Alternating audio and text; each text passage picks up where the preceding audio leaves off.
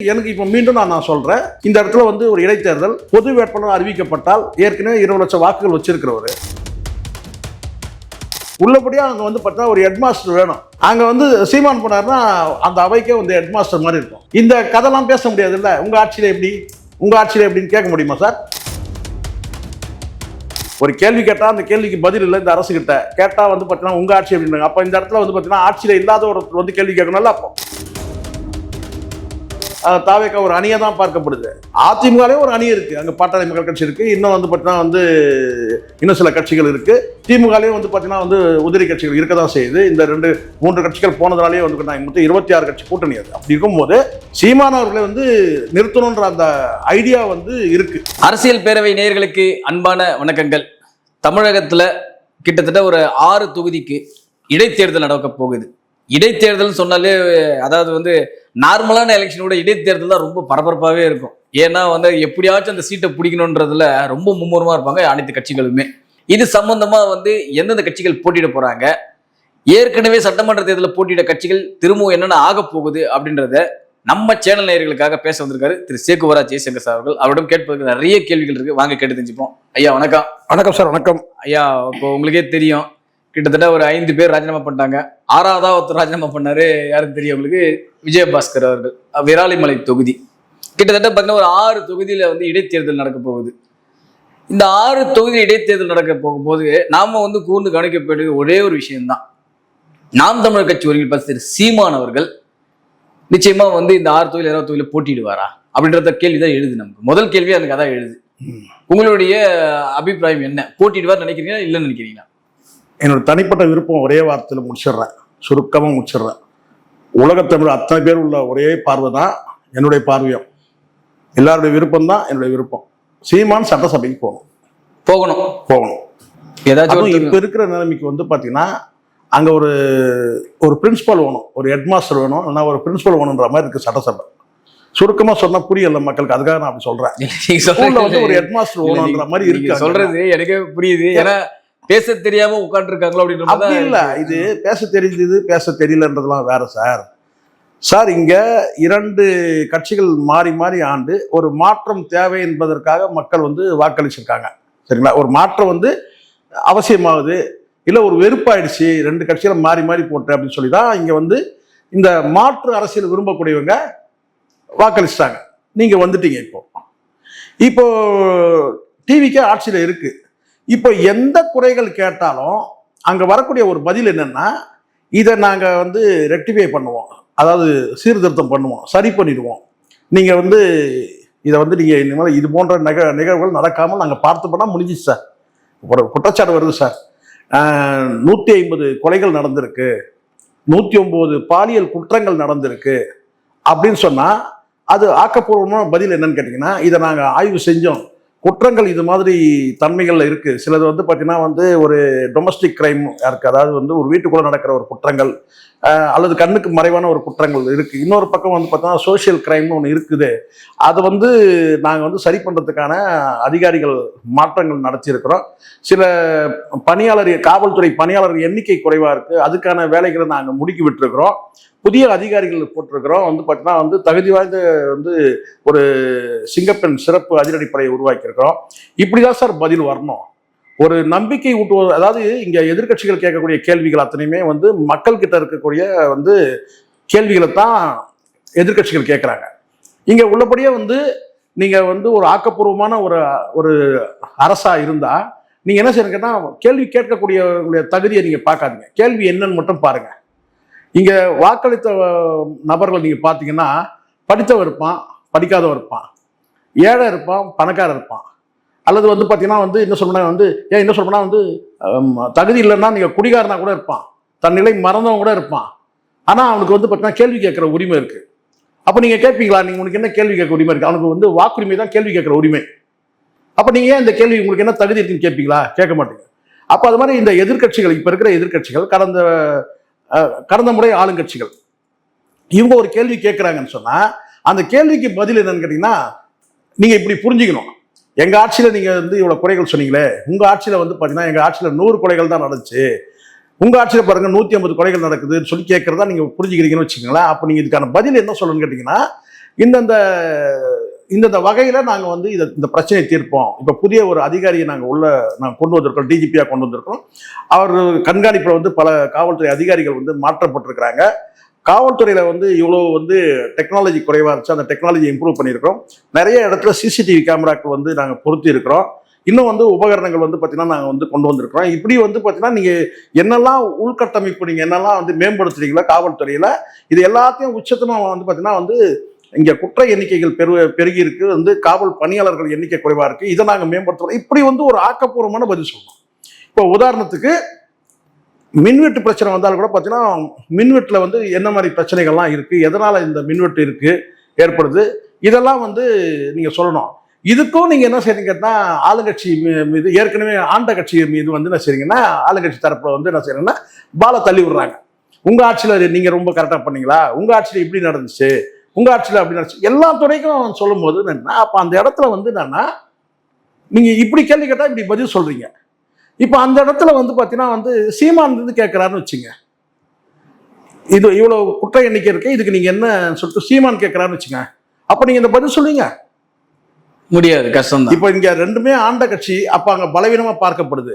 உங்க ஆட்சியில 100 கொலை நடந்துச்சு, என்ன எங்க ஆட்சியில கூடுதலா என்ன ஒரு 50 தான் நடந்திருக்கு. உங்க ஆட்சியில வந்து பாத்தீங்கன்னா ஒரு 80 பாலியல் குற்றம் நடந்தது, எங்க ஆட்சியில என்ன 110 தான் நடந்திருக்கு. அப்படி சொல்ற மாதிரி இருக்குல்ல. அப்ப இந்த இடத்துல வந்து சீமான் போன்ற வந்து ஒரு தலைவர் இருந்தாங்கன்னா, அப்போ இங்க கேள்வி கேட்கும்போது அந்த கேள்விக்கு வந்து, ஏன்னா இப்போ இருக்கிறவங்க இப்போ பிரேமலதா இருக்கிறாங்க, அவங்க பிரச்சனை என்னன்னு கேட்டீங்கன்னா வாட்டர் பாட்டில் தான் அவங்க பிரச்சனை. தண்ணிக்கு ஒரு பெரிய ஒரு கோரிக்கை வச்சுட்டாங்க, இது வாட்டர் பாட்டில் நீங்க வந்து கொடுங்க, இந்த மாதிரி கிளாஸ்ல தண்ணி கொண்டு வந்து வைக்காதீங்க. அதுக்கு உடனே அவர் பெரும்புலவர் யாரு ஓப்பன் சொல்லணும், வாட்டர் பாட்டில் வச்சா வாட்டர் பாட்டில தூக்கி அடிப்பாங்க, தண்ணி வாட்டர் பாட்டில தூக்கி அடிப்பாங்களாம். இந்த மாதிரி சொன்னாங்க. நீங்க பெட் பாட்டில் வைக்கணும்னா இது வைங்க, கிளாஸ் வைங்க, எது கண்ணாடியில் வைங்க, கண்ணாடி பாட்டில் வைங்க, பெட் பாட்டில் வைக்காதீங்க, கண்ணாடி பாட்டில். நீங்க சொல்லுங்க சார், கண்ணாடி பாட்டில் வச்சா என்ன சார் ஆகும்? ஸ்ட்ரைட்டா வந்து பாத்தீங்கன்னா வந்து இது தூக்கி அடிச்சா ஸ்ட்ரைட்டா ஜெயில் தான். இது அதான் நடக்கும். அவங்களுக்கு தெரியல. 88, 89, 90 வாக்கல்ல அங்க இருக்கிற மைக்கை புடிங்க அடிச்சுன்னு மண்டை கிழிச்சுட்டு வெளியே வந்தாங்க ஜேஜா பிரச்சனையில. எப்போ நான் சொல்றது, இப்போ 86, 87, 88 பெரிய எம்ஜிஆர் இறந்த பிறகு யார் வந்து ஆட்சி அமைக்கிறதுன்றதுல ஜேஜா ரெண்டு தரப்புலையும் பிரச்சனை, மைக்ரோ மண்டை கிழிச்சுன்னு வெளியே வந்தாங்க. இதெல்லாம் ஒரு பீரியட்ல நடந்துச்சு. ஸோ எதுக்காக இதுனா, இப்போ அவங்க பிரேமலதா பிரச்சனை, அந்த பிரச்சனை எது பெட் பாட்டில் தண்ணி வைக்கல அந்த பிரச்சனை. அதாண்டி சில விஷயங்கள் பேசினாங்க, அது வந்து சரியான விஷயம் கிடையாது. கவர்னருக்கு வந்து தமிழ் தெரியலன்னு சொல்லி பேசினாங்க, இது புதிய கண்டுபிடிப்பா. அது நாங்கள் வந்து பார்த்தீங்கன்னா வந்து எஸ்எல் குரானா காலத்துலேருந்து நாங்கள் பார்த்துருக்கோம். குரானான்னு சொல்லிட்டு ஒரு கவர்னர் இந்த எம்ஜிஆர் பீரியட்லேருந்து நான் பார்த்துருக்குறேன். எத்தனை கவர்னர் பார்த்துருக்கேன். பல கவர்னர்கள் வந்து பார்த்தீங்கன்னா வந்து தமிழ் தெரியாது. தமிழ் தெரிஞ்ச கவர்னர் வந்து ரொம்ப ரேரஸ்ட் வேற. 1-2 அப்படியே பயிற்சியில் கற்றுப்பாங்களே தவிர, அது ஏதோ புதுசாக ஒன்று கண்டுபிடிச்ச மாதிரி இருக்குன்னா கவர்னரை சொல்லி மொக்க வாங்கினாங்க சபாநாயகர்கிட்ட. ஸோ அதனால வந்து இப்போ இவங்களே வந்து பார்த்தீங்கன்னா வந்து ஆங்கிலம் கலக்காமல் பேச முடியல. இன்னைக்கு இருக்கிற சபையில் பெரும்பாலும் சார் ஆங்கிலம் கலக்காம பேச முடியல இவங்களுக்கு. நான் நிறைய பேர் பார்த்துட்டேன். சரி, ஏதோ பேசுறாங்க. நம்ம வந்து பார்த்தீங்கன்னா வந்து ஏன்னா இப்போ பிரச்சனை வந்து இப்போ அந்த திசையில போக முடியல. என்னங்க தமிழ் வந்து பார்த்தீங்கன்னா தமிழ்நாடு சட்டசபையில பெரும்பாலும் ஆங்கில வார்த்தைகளை பயன்படுத்துறீங்கன்றத கூட நம்ம கேட்க முடியாத சூழல் இன்னைக்கு ஆயிடுச்சு. அந்த மாதிரி ஆயிடுச்சு. அங்கே இருக்கிற அத்தனை பேரும் வந்து பார்த்தீங்கன்னா வந்து ராஜ்மோகன் தான் வந்து தமிழ் பேசுற அப்படின்னா அவரும் கூட பார்த்தீங்கன்னா 1-2 வார்த்தை வந்து ஆங்கிலத்தை போடக்கூடிய சூழ்நிலை இருக்கு. அப்போ இங்க அது ஒரு பக்கம் பிரச்சனை இருந்தாலும் பதில் வந்து பார்த்தீங்கன்னா ஒழுங்கான பதில் இல்லை, முறையான பதில் இல்லை.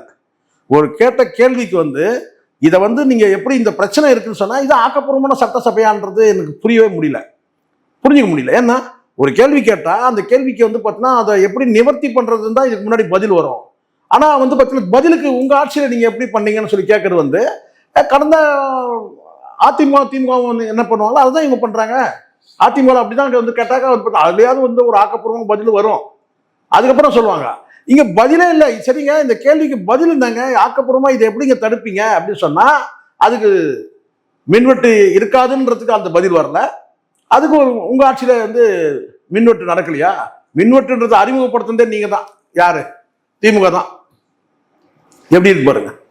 அப்போ அந்த இடத்துல வந்து பார்த்தீங்கன்னா எதிர்கட்சி தலைவராக இருக்கட்டும் இவங்க எல்லாமே வந்து பார்த்தீங்கன்னா வந்து அப்படி இருக்கு. இப்போ எதிர்கட்சி தலைவர் உதயநிதி வந்து பார்த்தீங்கன்னா வந்து ஒரு குறிப்பிட்ட முதலமைச்சர் சம்பந்தப்பட்ட துறை மட்டும் கேள்வி கேட்டா பரவாயில்ல, அவர் எல்லாத்தையும் கேட்கிறாரு. அப்போ அந்த இடத்துல இந்து அறநிலைத்துறை அமைச்சர் எழுந்து பதில் சொல்றாரு. அந்த பதிலுக்கு வந்து பார்த்தீங்கன்னா வந்து திருப்தி அடையாத திமுக தரப்புல அப்போ வந்து சேகர் பாபு வந்து அதை எடுத்து அதுக்கான அந்த பேசுற உரிமையை எடுத்து அவர் பேசுறாரு. அதுக்கப்புறம் வந்து பார்த்தீங்கன்னா அதுக்கு ஒரு பதில் விளக்கம் வந்து இவர் தராரு. அந்த விளக்கத்துக்கு மறுபடியும் நான் பேசணுன்றது அப்போ பேச வந்து அனுமதி மறுக்கிறாங்க. அப்போ இந்த இடத்துல வந்து உதயநிதி வந்து பார்த்தீங்கன்னா அவர் தொடர்பு, அதாவது இந்த இந்து அறநிலைத்துறையான சப்ஜெக்ட் வந்து அவர் எடுத்துருக்கூடாது இல்லையா, அந்த மாதிரி. ஸோ முறையற்ற நடவடிக்கையாக நான் பார்க்குறேன் சார். அது வந்து கடந்த காலத்தில் வந்து யாராக இருந்தாலும் வந்து தவறு வந்து ஒரு எம்எல்ஏ வந்து முகபாவனையை வந்து பார்த்தீங்கன்னா வந்து ஒரு மாதிரி வந்து கொச்சைப்படுத்துகிற மாதிரி வந்து முதலமைச்சரை வந்து மென்ஷன் பண்ணி தான் அப்படி வந்து அவர் வந்து பேசியிருக்காரு. அதுக்கு வந்து இது மாதிரி ஒரு வந்து முழுக்க முழுக்க இணையம் ஃபுல்லாக வந்து ட்ரோல் ஆகுது. அதுக்கு வந்து குறைஞ்சபட்சம் வந்து பார்த்தீங்கன்னா வந்து வருத்தம் கூட தெரிவிக்கவே இல்லை எடப்பாடி பழனிசாமி. அதிமுகவோட எம்எல்ஏ தான் அவர். எடப்பாடி பழனிசாமி வந்து அதை பற்றி ஒரு வந்து பார்த்தீங்கன்னா அதை மென்ஷன் பண்ணவே இல்லை. உள்ளபடியே வருத்தம் தெரிவிச்சிருக்கணும். ஏன்னா ஒரு எம்எல்ஏ, அவருடைய எம்எல்ஏ, கட்சி எம்எல்ஏ, அந்த மாதிரி முகபாவனையை வந்து பார்த்தீங்கன்னா முகத்தை அப்படி ஒரு மாதிரி வந்து ஏன்னா நான் நினைக்கிறேன் அந்த முகமே அப்படிதான் நினைக்கிறேன். யாரு அந்த எம்எல்ஏவோட முகமே அப்படிதான் இருக்கும் போல இருக்கு. அதனால வந்து கொஞ்சம் கூடுதலா அப்படி பண்ண உடனே வந்து பார்த்தீங்கன்னா இருக்கும். அவர் ஒரிஜினல் முகம் என்னன்னு பார்த்தா கிட்டத்தட்ட ஒரிஜினல் முகமே அப்படிதான் இருக்கு. இதுல வேற இவர் வந்து பார்த்தீங்கன்னா இவர் கிண்டல் அடிக்கிறாராமா. சரி, யாரா தான் தப்பு சார் அது வந்து நீங்க அந்த மாதிரி கேள்வி கிண்டல் வந்து பரவாயில்ல. நீங்க அதோட வந்து பார்த்தீங்கன்னா நேரடியாக கேள்வி கேளுங்க. ஏன் வந்து முதலமைச்சர் வந்து பார்த்தீங்கன்னா வந்து அமைதி காக்குறாரு, ஏன் அவர் பேச மாட்டேங்கிறாரு அப்படின்னு கேள்வி எழுப்புங்க. ஆனா முகபாவனையை வந்து ஒரு மாதிரி காட்டி கிண்டல் அடிக்குது. அதுக்கு வந்து எடப்பாடி பழனிசாமி சைடுல எந்த விதமான வருத்தமோ எதுவும் இது வரைக்கும் இல்லை. இப்ப நீங்க சொல்றதை வச்சு பார்க்கும்போது இந்த இடத்துல நான் என்ன சொன்னா அது எங்க வந்து பார்த்தீங்கன்னா இப்போ திடீர்னு ஒரு கேள்வி கேட்கறாங்க சார். அதுக்கு வந்து நான் சார் கேட்டேன்னா அட்லி படம் வந்து படம் மாதிரி வந்து கட் பண்ணி ஓட்டுறீங்கன்னு சொல்லிட்டு நேற்று வந்து சிவசங்கரன்ற ஒரு அமைச்சர் வந்து பேசுறாரு. அப்போ சம்பந்தமே இல்லாத விஷயத்த நீங்க எதுக்கு பேசுறீங்கன்னு சொல்லிட்டு இவர் கேட்கிறாரு. அப்போ அந்த சட்டசபையில என்ன நடக்குது அப்படின்னு சொல்லி பார்த்தீங்கன்னா ஒருத்தருக்கு ஒருத்தர் வந்து பார்த்தீங்கன்னா ஏதோ ஒரு என்ன சொல்ற ஒரு கிளப்ல பேசுற மாதிரி பேசிட்டு இருக்கிறாங்கன்னு நினைக்கிறேன். அந்த சட்டசபையில வந்து ஒரு முறையான பேச்சுகள் இல்லை. இஷ்டத்துக்கு ஆளாளுக்கு வந்து ஒரு டைப்பா பேசிட்டு இருக்கிறாங்க. இவர் வந்து பார்த்தீங்கன்னா இவரை கேட்டாக்கா வந்து ஆதவர்ஜுனா வந்து ஒரு கேள்விக்கு பதில் அவர் சொல்லக்கூடிய பதில் என்னன்னு கேட்டீங்கன்னா சம்மந்தப்பட்ட பதில் இல்லை. எப்படி வந்து கொளத்தூர்ல பாத்தீங்கல்ல அப்படின்னு சொல்லிட்டு லோக்கலா இதெல்லாம் லோக்கலா பேசுறது சார். இது கொளத்தூர்ல பாத்தீங்கல்ல அப்படின்னு சொல்லிட்டு சார் அதுவா இப்போ முக்கியம்.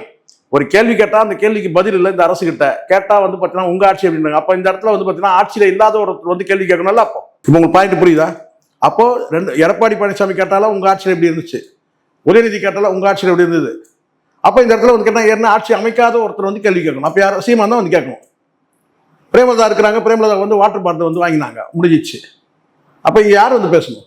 ஒரு சீமான் போன்ற நபர்கள் வந்து ஒரு தலைவர்கள் வந்து அங்க வந்து பேசணும். இப்ப நீங்க சொல்றது இந்த 6 தொகுதிகள்ல கண்டிப்பா சீமான் வந்து தெரிஞ்சதுன்னா அம்பாசமுத்திரம் அந்த தொகுதியில வந்து சீமான் அவர்களை வந்து ஒரு பொது வேட்பாளர் நிறுத்தணும்னு சொல்லிட்டு பல கட்சிகள் வந்து அதுக்கு வந்து பார்த்தோன்னா இசைவு தெரிவிக்கிறாங்க, விருப்பத்தை தெரிவிக்கிறாங்க. அது வந்து குறிப்பா திமுக தரப்புல ஒருவேளை வந்து சீமான் அவர்கள் நின்னா அந்த இடத்துல வந்து பார்த்தோன்னா அதிமுகவோட வழிவிடுறதுக்கான வாய்ப்புகள் இருக்குன்னு தான் நான் பார்க்குறேன். அப்படி வந்து 2 கட்சிகளும் வந்து போட்டியிடாத போது வந்து பார்த்தீங்கன்னா கண்டிப்பாக வந்து சீமான் வந்து வெற்றி அடைவார். ரெண்டும் போட்டியிடல. அதிமுக 2 பேரும் சேர்ந்து ஒரு பொது வேட்பாளர் நிறுத்துறாங்கன்னா 2 அணிகளும் சரி அதிமுக அணியாக இருக்கட்டும் அது அன்புமணி உள்ளடங்கி வந்துடுவார். அப்போ 2 திமுக மற்றும் அதிமுக 2 அணிகளும் வந்து சேர்ந்து ஒரு பொது வேட்பாளராக நாம் தமிழர் கட்சி வந்து ஒருங்கிணைப்பாளர் சீமான் நிறுத்தும் போது சீமான் வெற்றி உறுதி, டிக்ளேர் பண்ணது உறுதி. சரி சார், இப்ப நீங்க சொல்றீங்க ரைட்டு. இப்போ எந்த வித ஒரு இடைத்தேர்தலுமே ஆளுங்கட்சியை தாண்டி மற்ற கட்சிகள் ஜெயிச்சுதான் பெரிய சரித்திரம் இல்லையா சார்? அப்படிலாம் கிடையாது சார். இங்க நம்ம அப்படி ஒரு காலகட்டத்தில் அது வந்து 1 to 1 சார். அது அப்போ திமுக அதிமுக வந்து பார்த்தீங்கன்னா எதிரெதிராக நிற்குது. அப்போ நீங்க சொல்றது வந்து நடந்தது. அந்த மாதிரி பெரும்பாலும் வந்து அதிமுக வந்து ஆளுங்கட்சி தான் ஜெயிக்கின்றது. அதை தாண்டி சில விதிவிலக்குகளும் இருக்கு. ஆனா இப்ப நிலமும் அப்படி கிடையாதுல்ல. இங்க மும்முனை இருக்குல்ல, 3 அணிகள் போட்டி தானே இருக்கு. அதில் 4வது வந்து பார்த்தீங்கன்னா நாம் தமிழர் கட்சி வந்து பார்த்தீங்கன்னா அவங்களுடைய அந்த 4வதுன்னு சொல்லக்கூடாது. ஆனால் வந்து பார்த்தீங்கன்னா வந்து தனித்து போட்டிடுறதுனால அது இங்கே அணி கிடையாது. இப்போ எப்படி பார்த்தாலும் 3 அணி இருக்கு. ஏன்னா விசிகா இருக்கு, வந்து கம்யூனிஸ்டுகள் எல்லாம் வந்து இருக்கிறாங்க. தாவேக்கா ஒரு அணியை தான் பார்க்கப்படுது. அதிமுகலே ஒரு அணி இருக்கு, அங்க பாட்டாளி மக்கள் கட்சி இருக்கு, இன்னும் வந்து பார்த்தீங்கன்னா வந்து இன்னும் சில கட்சிகள் இருக்கு, உதிரி கட்சிகள் இருக்கு. திமுகலையும் வந்து பார்த்தீங்கன்னா வந்து உதிரி கட்சிகள் இருக்க தான் செய்யுது. இந்த 2-3 கட்சிகள் போனதுனாலே வந்து மொத்தம் 26 கட்சி கூட்டணி அது. அப்படி இருக்கும்போது சீமான் அவர்களை வந்து நிறுத்தணுன்ற அந்த ஐடியா வந்து இருக்கு. ஆனால் சீமான் என்ன முடிவு எடுப்பார்ன்றது இல்லை சார். Right sir. இப்போ நீங்க சொல்றீங்க, இப்போ வந்து அவங்களே சொல்லிட்டாங்க, நாங்க வந்து இந்த கட்சி ஆட்சி அமைப்புக்கு தான் நாங்க ஆதரவு தெரிவிப்போம், ஆனா மற்ற எங்களுடைய முழு ஆதரவு திமுக தான் அப்படின்னு சொல்றாங்க. இப்ப இடைத்தேர்தலில் இப்ப எப்படி ஆதரவு வரும்? இப்ப சீமான் அவர்களுக்கு ஆதரவு தருவாங்க சொல்ல இருக்கிறது. டுப்பாகூர் வார்த்தை என்ன தெரியுமா? அண்ணன் திரும்ப பேசுறது தான் டுப்பாகூரான வார்த்தை. இது மாதிரி வார்த்தையை நீங்க வந்து எங்கேயுமே பார்க்கவே முடியாது. இதெல்லாம் வந்து பாத்தீங்கன்னா பேச்சா இது. இதுக்கு அண்ணன் சீமான் வந்து பாத்தீங்கன்னா வந்து நீ ஓட்டு போடா கட்டி போடு சொல்ற, அது எவ்வளவு ஒரு வார்த்தை. நீங்க இப்படி கூட ஓட்டு வாங்கி திமுக தயவுல ஓட்டு வாங்கி அங்க வந்து ஆதரவு தெரிவிச்சு அதிகாரத்துல பங்கு எடுத்துட்டு அதுக்கு பிறகு வந்து பாத்தீங்கன்னா அங்க வந்து கூட்டணியில இல்லைன்னு சொல்லிட்டு அப்ப இங்க வந்து பாத்தீங்கன்னா வந்து ஒரு துண்டு டிஎம்கே ஒரு துண்டு போறது, அது என்ன வார்த்தை? இதுக்கு சீமான் நீ ஓட்டு போட்டா போடா கட்டி போட்டு சொல்றாரு பாருங்க, அது எவ்வளவு. அண்ணன் சீமான் அப்படிதான் பேசுவார், பல தடவை பேசியிருக்காரு. அது வந்து ஒரு என்ன சொல்ற விரக்தி கிடையாது. கத்தி உங்ககிட்ட வந்து பார்த்தீங்கன்னா வந்து கெஞ்சி கேட்டு கத்தி கேட்டு எல்லாம் பண்ணி கூட உங்களுடைய வந்து பார்த்தீங்கன்னா அந்த வாக்களிக்கிற வந்து அந்த அந்த முடிவு வந்து பார்த்தீங்கன்னா உங்களுக்கு வந்து வெவ்வேறு திசையில் போகும்போது அப்போ அவர் சொல்கிறாரு நீ போட்டா போடாட்டி போன்னு சொல்கிறது. இங்கே அப்படி இல்லைல்ல. அந்த அணி இந்த அணி இந்த கூட்டணி 26 கட்சி கூட்டணி, அந்த கூட்டணியில் போய் ஓட்டை வாங்கிக்கிட்டு அதுக்கப்புறம் வந்து பார்த்தீங்கன்னா ஆதரவு அது அதிகாரத்தில் பங்கு எல்லாம் சொல்லி கேட்டு வாங்கிட்டு அதுக்கப்புறம் கூட்டணியிலே நாங்கள் இல்லைன்னு சொல்கிறது எப்படி இருக்கு? இதுதான் டுப்பாகூர் பேச்சுன்றது. இதுதான் அந்த வகையில் வந்து பார்த்தீங்கன்னா வந்து அண்ணன் சீமானுடைய நடவடிக்கை நம்ம வந்து இந்த தனித்து போட்டியிடுறது வந்து பெருமைக்குரியது, தோத்தாலும் பெருமைக்குரியது. Right sir. இப்போ நீங்க சொல்றீங்க வந்து அம்பாசமுத்திரம் தொகுதியில சீமானவர்கள் போட்டியிட வாய்ப்பு அதிகமா இருக்கு அப்படின்ற மாதிரி சொல்றீங்க. அப்படி ஒரு பேச்சு வந்து நடக்குது சார். அடிப்படையில் உண்மையானு கேட்டால் அது அடிப்படையில் வந்து பார்த்தீங்கன்னா வந்து திமுக அதை விரும்புது. திமுக விரும்புது. ஒரு இப்படி இருக்கலாம். ஒரு வேளை வந்து முதல் வந்து இது மாதிரி ஒரு பொது வேட்பாளராக நம்ம நிறுத்திட்டு பொது வேட்பாளர் நம்ம நிறுத்துவோம். ஸோ நிறுத்திட்ட பிறகு அதுக்கப்புறம் அடுத்த தேர்தலில் வந்து கூட்டணிக்கு அச்சாரமாக கூட இருக்கலாம். பட் நம்ம வந்து பார்த்தீங்கன்னா வந்து ஒரு கட்சியோட முடிவை நம்ம சொல்ல முடியாது. இப்போ தனிப்பட்ட என் விருப்பம் ஒரே ஸ்ட்ரெயிட்டாக சொல்லிடுவோம். ஒரே கேட்டால் சீமான் வந்து கோட்டைக்கு போகணும். அந்த நாள் வந்து நான் எதிர்பார்க்கிறேன். சரி, இப்போ அவர் கோட்டைக்கு போனோன்னா என்ன சேஞ்சஸ் நடக்கும்னு நினைக்கிறீங்க? சேஞ்சஸ் இல்லை சார், நான் தான் சொல்லிட்டல ஒரே வார்த்தை. அந்த ஸ்கூலுக்கு வந்து ஒரு ஹெட்மாஸ்டர் கிடைப்பாரு. அது ஸ்கூல் மாதிரி தெரியுது எனக்கு. இப்போ எனக்கு ஸ்கூல் மாதிரி தெரியும். எல்லாத்தையும் ஸ்ட்ரைட்டா மக்களுக்கு புரியுற மாதிரி பேசணும்ல சார். இல்ல சார், நீங்க சொல்றது ரைட். ஸ்கூல்ல நான் ஒரு கேள்வி கேட்கிறேன் பாருங்க. ஸ்கூல்ல நான் ஒரே கேள்வி கேட்கிறேன் சார். ஸ்கூல்ல இருக்காரு முதல்ல சார். ஸ்கூல்ல இது சொல்லணும், ஸ்கூல்ல வந்து வாத்தியார் இருப்பாரு. அந்த வாத்தியார் வந்து அது கணக்கு வாத்தியார் இருந்தாருன்னா அவர் ஒரு முரட்டு பீஸா இருப்பாரு. அல்லது வந்து பார்த்தீங்கன்னா அறிவியல் வாத்தியார் இருந்தாருன்னா அவர் ஒரு டைப்பா இருப்பாரு. இல்லை வந்து தமிழ் வாத்தியார் இருந்தாருன்னா அவர் பக்தி பழமா இருப்பாரு. இப்படி ஒவ்வொருத்தரும் வந்து பார்த்தீங்கன்னா ஒவ்வொரு வந்து பார்த்தீங்கன்னா அந்த அந்த சப்ஜெக்டுக்கு ஏற்ற மாதிரி தமிழாசிரியர்னா புலமை வாய்ந்த ஒரு பக்தி பழமா இருப்பாருன்னு சொல்ல வரேன். அப்போ கணக்கு வாத்தியார்னா முரட்டு பீஸா இருக்கு. ஸோ இது எல்லாம் வந்து ஒவ்வொரு டைம்ல அந்த ஸ்கூலோட நடவடிக்கை வந்து டிஃபர் ஆகும். ஆனால் திடீர்னு ஹெட்மாஸ்டர் வந்து ஒரு விசிட் அடிப்பார் அந்த ஸ்கூலுக்கு. கையை பின்னாடி கட்டிக்கிட்டு, எது கையில் குச்சி இருக்கலாம், இல்லை குச்சி இல்லாமல் இருக்கலாம், கையை பின்னாடி கட்டிக்கிட்டு அப்படியே நடந்து வருவார். கப் சுப்புன்னு சைலண்ட் ஆகிடும் ஸ்கூல்ல. மொத்த கிளாஸ் நீங்க டைரக்டா ஹெட்மாஸ்டர் சொல்றீங்களா சார்? ஏன்னா சார் இருக்காங்க, அப்புறம் ஸ்கூல் கிளாஸ் டீச்சர் இருக்காரு, அசிஸ்டன்ட் ஹெட்மாஸ்டர், அப்புறம் தானே ஹெட்மாஸ்டர் வரும். இன்னைக்கு இருக்கிற ஸ்கூல்ல வந்து பாத்தீங்கன்னா பல வாத்தியார்கள் ரேகிங் பண்ற பசங்க எல்லாம் இருக்கிறாங்க சார். இன்னைக்கு மாறி காலம் மாறிச்சு. நம்ம காலம்லாம் கிடையாது. நம்ம தமிழாசிரியர் வந்தாலும் பயப்படுவோம், கணக்கு வாத்தியார் வந்தாலும் பயப்படுவோம். கணக்கு வாத்தியார் தலையில கொட்டுவாரு, தமிழாசிரியர் வந்து முறுக்குவாரு, குரல் ஒழுங்கா திருவிதான் திருக்குறளை ஒழுங்கா சொல்ல கத்துக்கிட்டாரு. ஆமா, அறிவியல் தான் அடிப்பாரு. இப்படி ஒவ்வொருத்தரும் தாங்க. ஆனா வந்து இன்னைக்கு வந்து பாத்தீங்கன்னா பசங்க ரேக் பண்ற அளவுக்கு ஆயிட்டாங்க சார். யாருக்குமே மதிக்கல. பிடி வாத்தியார் மதிக்கிறது கிடையாது. இப்பெல்லாம் பிடி வாத்தியார் இருக்காருல்ல, அவர் கூட மதிக்கிறது. சார் நீங்க அக்ரிகல்ச்சருக்கு ஒரு தனி வாத்தியார் இருப்பார் சார். அதுதான் சட்டமன்றம் எப்படி இருக்கு நீங்களே பாருங்க. அவரை பாத்தீங்கன்னா எடப்பாடி பார்த்தா தமிழ் வாத்தியார் மாதிரி இருக்கிறாரு. இவரை பார்த்தீங்கன்னா வந்து டிஷர்ட் போட்டு பிடி வாத்தியார் மாதிரி இருக்கிறாரு. யாரு? உதயநிதி. சரி சொல்லுங்க. டிஷர்ட் போட்டு பிடி வாத்தியார் மாதிரி தானே இருக்கிறாரு. அப்ப முதல்வர் நீங்க எல்லாரும் சொல்லுங்க. கிளாஸ் டீச்சர்னு ஒருத்தர் சொல்லுவாங்கல்ல, சபாநாயகர் தான் அது கிளாஸ் டீச்சர். இது சொல்றது இப்படிதான் சொல்றது. இவர் வந்து முதலமைச்சர் வந்து பாத்தீங்கன்னா வந்து ஆங்கில வாத்தியாரா இருப்பாரு. இங்கிலீஷ் மீடியம் ஸ்கூல்ல ஆங்கிலத்துக்கு தனியா வச்சிருக்கிற சப்ஜெக்ட் இருக்குல்ல, இருக்கு அது முதலமைச்சர். ஆமா. அப்ப இந்த இடத்துல வந்து ஒரு ஹெட்மாஸ்டர் வேணும். நீங்க வந்து உடனே அவங்கள கேட்காதீங்க, டீச்சரை கேட்பீங்கல்ல. அவங்க டீச்சரை வந்து பார்த்தீங்கன்னா வந்து டிராயிங் டீச்சர் யாரு, பிரேமலதா. சரி. இப்படி ஒவ்வொருத்தரும் வந்து பாத்தீங்கன்னா வந்து ஒரு சப்ஜெக்ட் கிண்டல் பண்றது இல்ல சார். சார் நான் இருக்கு ரொம்ப சீரியஸா பேசினுக்கிறேன். உள்ளபடியா அங்க வந்து பாத்தீங்கன்னா ஒரு ஹெட் மாஸ்டர் வேணும். அங்க வந்து சீமான் போனாருன்னா அந்த அவைக்கே வந்து ஹெட் மாஸ்டர் மாதிரி இருக்கும். இந்த கதைலாம் பேச முடியாது இல்ல. உங்க ஆட்சியில எப்படின்னு கேட்க முடியுமா சார்? கேட்க முடியாது. நாங்க அப்ப அந்த இடத்துல மக்கள் எடுத்து பேசணும்ல. நாங்க உனக்கு ஓட்டு போட்டா நீ எங்களுக்கு பதில் சொல்லியா? நீங்க வந்து பாத்தீங்கன்னா அவங்க ஆட்சியில அவங்க கிட்ட சொல்லலாம், சீமான்ட்ட சொல்ல முடியுமான்னு கேக்குறேன் நானு. சரி, இப்ப நீங்க பேசுறது பாயிண்ட் சார். நீங்க சொல்றது வந்து அம்பாசமுத்திரத்துக்கு பொது வேட்பாளர்னு சொல்றீங்க. ஆமா. ஏன் 6 தொகுதிக்குமே ஒவ்வொரு பொது வேட்பாளர்ல அந்த கட்சியில இருந்து? அது எனக்கு தெரியல சார். அந்த கேள்விக்கு என்ற பதில் இல்ல.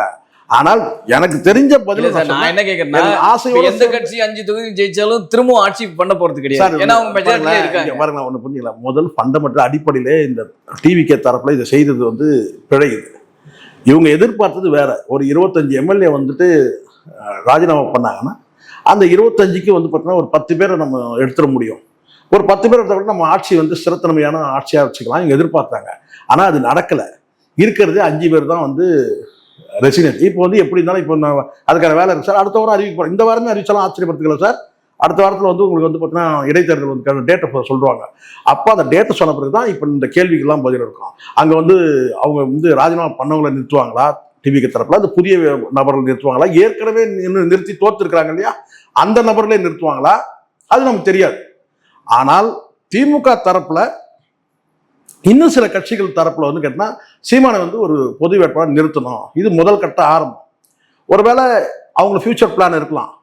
வரக்கூடிய இந்த பாராளுமன்ற தேர்தலையோ அல்லது 31 தேர்தலையோ அல்லது இடைத்தேர்தல் ஏதாவது மொத்தமே இந்த ஆட்சி கவிழ்க்கப்பட்டு மீண்டும் வந்து ஏதாவது வந்து ஒரு சட்டமன்ற தேர்தல் வந்தால் அப்போ வந்து போட்டியிடறதுக்காக வந்து சீமானை வந்து இப்போவே வந்து நம்ம வந்து கைக்குள்ள வளைச்சிடுவோம்னு சொல்லி நினைக்கிறாங்களா தெரியல. சீமான் வளைவாருன்னு தெரியாது, வளையக்கூடிய மனிதரும் கிடையாது சீமான். அப்போ சீமான் அவர்கள் என்ன முடிவு இருப்பார்னு நமக்கு சொல்ல முடியும். நம்ம சொன்னோம்னா அது தப்பாயிடும்.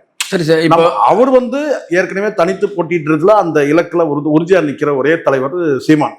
ஆனால் நமக்கு தனிப்பட்ட என்னன்னு கேட்டால் சீமான் வந்து கோட்டைக்கு போகணும், தலைமைச் செயலகத்துக்கு வந்து காலை வைக்கணும். அதுக்கான வழி என்ன? இப்படி ஒரு வழி இருக்குது நமக்கு. நம்ம விரும்புகிறோம், நம்ம ஆசை. இப்போ என் தனிப்பட்ட ஆசை இது. அது வந்து நாம் தமிழர் கட்சியோட தொண்டருடைய எண்ணமா கூட இப்போ என்னுடைய எண்ணமாவது இருக்கலாம் அல்லது முரண்படலாம். சரி சார், சீமான முடிவு வந்து சீமான் அவர் கையில இருக்குது. அவர் இன்னும் அதை பத்தி எதுவும் சொல்லவே இல்லை. இப்போ நான் கடைசியாக ஒரே ஒரு கேள்வி கேட்குறேன் உங்ககிட்ட. இப்போ இந்த இடைத்தேர்தல் வரப்போற தொகுதிகளில் அனைத்திலுமே ஒரு தொகுதியை தவிர்த்து மீதி இருக்கிற ஒரு 5-6 தொகுதிகளில் வெற்றி பெற்றவங்க யாருன்னு பார்த்தீங்கன்னா அதிமுக. உங்களுக்கு தெரியும், அவங்க தான் வந்து ராஜினாமா பண்ணியிருக்காங்க. வேற எந்த கட்சியை சார்ந்தவங்க ராஜினாமாலாம் பண்ணல. அதிமுக வந்து விட்டு கொடுக்குமா? 5 தொகுதியில் அவங்க வெற்றி எடுத்தவங்க. ஏன்னா வந்து இல்ல அந்த கேண்டிடேட் பார்த்து கேண்டிடேட்டை பார்த்து ஓட்டு போட்டவங்களோட சின்னத்தை பார்த்து ஓட்டு போட்டவங்க. சோ அவங்க வந்து சீமானுக்காக ஆதரவு கொடுப்பாங்க. இல்ல, எனக்கு அது நம்பிக்கை இல்லை. ஆனா அதே சமயத்தில் கேட்டா வந்து இருக்கிற 6 தொகுதியில ஒருவேளை வந்து சீமான் அவர்கள் நின்னா வந்து ஒரு பொது வேட்பாளர் நிறுத்தணும்னு ஒரு வேண்டுகோள் வச்சு நிச்சயமா வந்து எடப்பாடி பழனிசாமி வந்து பார்த்தீங்கன்னா அது வந்து என் எண்ணம், அது யூகம். நடக்குமான்னு தெரியல, யூகம். அது மற்ற தொகுதிகளில் வந்து அவர் வந்து கண்டிப்பா வந்து கேண்டிடேட் போடுவாரு. சீமான் அவர்கள் என்னன்னா நிச்சயமா அந்த கேண்டிடேட் போட மாட்டாருன்றது என் நம்பிக்கை. ஒருவேளை பொது வேட்பாளர் அறிவிக்கப்பட்டு அது எந்த கட்சி வந்து முன்மொழியுதோ, அது திமுக வந்து முன்மொழியினால் கூட அந்த கோரிக்கையை வந்து பார்த்தீங்கன்னா எடப்பாடி பழனிசாமி ஏற்றுப்பாருன்னு நான் நினைக்கிறேன். ஏன்னா அது காரணம் என்னன்னு கேட்டால் கிட்டத்தட்ட ஒரு 16 ஆண்டு கால ஒரு உழைப்புக்கு, சீமான் அவருடைய உழைப்புக்கு ஒரு அங்கீகாரம், ஒரு கட்சிகள் பார்த்து ஒரு அங்கீகாரம் வழங்குது. அப்படிதான் இதை வந்து நான் அப்படிதான் எடுத்துக்கிறேன். ஏன்னா கூட்டணிக்கு போனோம்னா அவர் எவ்வளோ வந்து பார்த்தீங்கன்னா எத்தனையோ காலகட்டத்தில் வந்து பார்த்தீங்கன்னா வந்து போயிருக்கலாம். இந்த மாதிரி சோப்பாலாம் கிடையாது சார். இது அவர் கட்ல வாங்கியிருப்பார். இது நம்ம ஆபீஸ் சோபா சார். இல்ல சார், சோபா சார். நீங்க எல்லா சோபாவும் ஒரே சோபா. பல பேர் போராளின்னு சொன்னவங்க எல்லாம் இப்போ என்ன ஆயிட்டாங்கன்னு உங்களுக்கு தெரியும்னு நினைக்கிறேன். இப்போ சோபாவுக்கு தனியா விளக்கெல்லாம் சொல்றாங்க. இப்போ இது இன்னைக்கு சட்டசபையிலே பேசுறாங்க. நீங்க வந்து பிளாஸ்டிக் சேர் கொடுத்தீங்க, அப்ப கொடுத்தது ஒத்துக்கிறாங்க. நீங்க பிளாஸ்டிக் சேர் கொடுத்தீங்க, நாங்க சோபா கொடுத்துறாங்க, அப்ப கொடுத்தது ஒத்துக்கிறாங்க. இல்ல அப்படி வாங்குறதா இருந்தா சீமான் அவர்கள் வந்து பாத்தீங்கன்னா கட்லே வாங்கியிருப்பாருன்ற நானு. இது பெட் வாங்கியிருப்பாரு, சோபாலாம் தேவையில்லை. பெரிய பெட் வாங்கியிருப்பாரு, பெரிய பெட்டை வாங்கியிருப்பாரு, double cot triple cot bed வாங்கியிருப்பாரு வாங்குறதா தான். ஆனா வந்து கொள்கையில வந்து ஒரே இடத்துல நிக்கிறாரு. ஆனால் அவர் ஏத்துப்பாரான்றது தெரியல. ஒரே ஒரு விஷயம் தான் எனக்கு இந்த இன்டர்வியூல முழுமையா கேட்கணும். ஒரே விஷயம் தான் கேட்க தோணுது. இந்த 2026 தேர்தல் இந்த மக்களுடைய மனநிலையை பொறுத்து இந்த அம்பாசமுத்திரம் அந்த தொகுதியில திரு சீமானவர்கள் போட்டிட்டாருன்னா இந்த மக்கள் மனநிலை எப்படி இருக்கும்? உண்மையிலேயே ஒரு வெற்றி பெறதுக்கு அதிக வாய்ப்புகள் இருக்கா? கண்டிப்பா நான் சொல்றேன் சார். இதை வந்து சில பேர் என்ன நக்கல் அடிச்சாங்க, சில பேர் வாட்ஸ்அப்ல கூட போட்டு அனுப்பிச்சான் சில பேர். அது யாரும் தெரியும், எல்லாம் இந்த விர்ச்சுவல் வாரியர்ஸ் தான். காரைக்குடியில் வந்து கண்டிப்பா ஜெயிப்பார்னு சொல்லி நான் சொன்னதுக்கு, காரைக்குடி வந்து ஒரு மாதிரி உங்களுக்கு தெரியல, வழக்கமா இவனுக்கு என்ன பேசுவான்ல அதை பேசி வாட்ஸ்அப்ல கூட என்ன நக்கல் வச்சு, எனக்கு அதை பத்தி கவலையே இல்லை, நான் அதை இக்னோர் பண்ணிட்டு போயிட்டே இருக்கிறேன். என் கணிப்பு காரைக்குடியிலேயே வந்து பார்த்தீங்கன்னா சீமான் வந்து முதல குத்தப்பட்டார்ன்றது என் நம்பிக்கை, என்னுடைய இது என் நம்பிக்கை. அது ஆதாரம் கேட்டால் என்னால் கிடையாது. ஏதோ ஒரு வகையில் சார் எக்ஸிட் போலிங்கில் பிற அப்படின்னு சொல்லி போட்டு 1-6 தொகுதி காட்டுறாங்களா, நீங்க பாத்தீங்களா? எல்லா ஊடகமும் வந்து பாத்தீங்கன்னா கட்சிகள் பிற 1-6 காமிச்சாங்க. அந்த பிற யாரு? அந்த 1ன்றது வந்து 6 கூட வராம போட்டோம் சார். அந்த 1ன்றது வந்து பார்த்தீங்கன்னா சீமான் அப்படின்றது என் மைண்டில் இருந்துச்சு. ஆனால் நான் எதிர்பார்க்கவே 4வது இடத்துக்கு போனது. நீங்கள் 2வது இடம் சொல்லுங்க, நம்ம வந்து அதை டைஜஸ்ட் பண்ணிக்கலாம். 3வது இடம் கூட சொல்லுங்க. 4வது இடம் போனது வந்து பார்த்தீங்கன்னா திட்டமிட்டு வீழ்த்தப்பட்டது. குறிப்பிட்ட பல அமைச்சர்கள் திட்டமிட்டு வீழ்த்தப்பட்டாங்க, திமுக அமைச்சர்கள். அது பிடிஆரா இருக்கட்டும், அன்பில் மகேஷ், அதுதான் சார். அதுதான் நான் சொல்றேன். அப்போ குறிப்பிட்ட ஒரு சிலர் வந்து பார்த்தீங்கன்னா திட்டமிட்டே வீழ்த்தப்பட்டாங்க. இவிஎம்ல குளறுபடி பண்ணி சீமான் தோற்கடிக்கப்பட்டார்.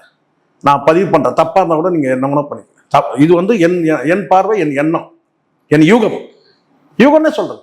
இதுக்கு எல்லாத்துக்கும் நீங்க ஆதாரம் கேட்டீங்கன்னா என்ன ஆதாரம் கிடையாது. ஆனால் வந்து 4வது இடம் போனதுல இந்த அப்போ திட்டமிட்டு முதுகுல குத்துனது தான் இது. அப்ப இந்த இடத்துல வந்து எனக்கு இப்ப மீண்டும் நான் சொல்றேன், இந்த இடத்துல வந்து ஒரு இடைத்தேர்தல் பொது வேட்பாளர் அறிவிக்கப்பட்டால், ஏற்கனவே 20 லட்சம் வாக்குகள் வச்சிருக்கிறவர், சும்மா ஒன்றும் கிடையாது. அப்போ வந்து திமுகவும் திமுக அணி மற்ற பிற கட்சிகள் அதிமுக தரப்பே ஆகுதுன்னா வேட்புமனு தாக்கல் பண்ணும்போதே வெற்றி உறுதியாயிடுச்சு. அது நடக்கும்னு எதிர்பார்க்கிறேன். பார்க்கலாம் என்ன நடக்குது. சரி சார், தேங்க்யூ சார். தேங்க்யூ, நன்றி சார்.